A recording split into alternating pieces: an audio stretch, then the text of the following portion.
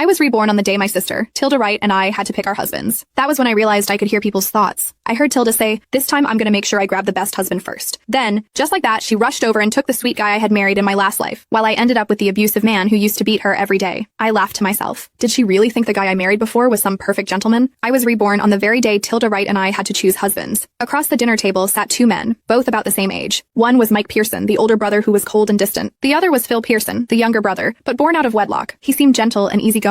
"This time I'm gonna make sure I grab the best husband first." A girl's voice echoed in my head. It was Tilda's voice. I glanced at her, but she hadn't actually spoken. Her eyes were locked on Phil. "I'm definitely gonna steal you away." Her voice rang in my head again. That was when it hit me. I hadn't just been reborn. I could hear people's thoughts, too. And judging by what she said, Tilda had also been reborn. Otherwise, there was no way she'd be thinking like that. Sure enough, a second later, she walked straight over to Phil and sat beside him. All shy smiles. "Hi, I'm Tilda. I really like you," she said sweetly. My father spoke up beside me. "Sky, since Tilda has chosen Phil, you'll marry Mike." The moment he said that, pride flashed in Tilda's eyes. Inside, she thought, "This time, you can take the beating for me." In my past life, Tilda had married Mike. He was a strong businessman and was always buried in work. I also heard he was cold when it came to matters in bed. Tilda had tried many times to seduce him, but every time, she ended up bruised and thrown out of his room. Eventually, because she never had children, Mike's mother, Samantha Pearson, declared that she must be sick and kicked her out of the Pearsons' house. As for me, I married Phil. He didn't have much influence in the Pearsons, but he gave me food, clothes, and comfort. He took me shopping, ate with me, and went on dates with me, spoiling me completely. Everyone in the Pearsons knew how close we were. Later, Mike suddenly died from poisoning, and Phil inherited the family business. My status in the Pearsons skyrocketed overnight. Tilda was jealous. One day, while I was out shopping, she rammed her car into mine, dragging me with her into death. "Sure, Dad, I like Mike a lot anyway," I said with a smile, walking over to sit beside Mike. I had to admit his presence was overwhelming. The moment I sat down, it felt as if a wave of icy air had surrounded me, choking off my words. No wonder Tilda had been beaten so badly in her last life. I tried to hear his thoughts, but there was nothing. He didn't think a single word. But when Phil smiled at Tilda, I caught his thoughts. Such a pretty little thing. A chill ran through my entire body. Without thinking, I grabbed Mike's hand. Even though he had a cold personality, his hand was surprisingly warm. He glanced down at me because of my sudden move. I quickly let go, and he stayed quiet. This man looked terrifying, but honestly, I'd rather stick with him than fall into Phil's poisonous trap. This time, I was determined to change my fate. I was going to make money, stand on my own, and never rely on anyone. Tilda and I had our weddings on the same day. It had been that way in our last life, too. Back then, Mike hadn't shown up for the ceremony, but Phil came early. Everyone had said he was the more thoughtful husband, and this time, it was exactly the same. Phil showed up in a crisp white tux, rushing in to scoop Tilda into his arms. As they passed me, Tilda gave me a smug look. "Why didn't Mike come to pick you up?" I just smiled. "Don't worry about me. Focus on your own life." Her smile dropped, her face darkening. "Keep laughing. I'll see if you're still smiling once he starts hitting you." That was what she was thinking as she left with Phil, but it was way too soon for her to say that. There was no guarantee who would be the one laughing in the end. Mike didn't come to the wedding. Just like last time, when he married my sister, people started gossiping about me and giving me pitying looks. Tilda looked even more thrilled, clinging to Phil and blurting out, "I love you, Phil." Then she pulled him into a kiss.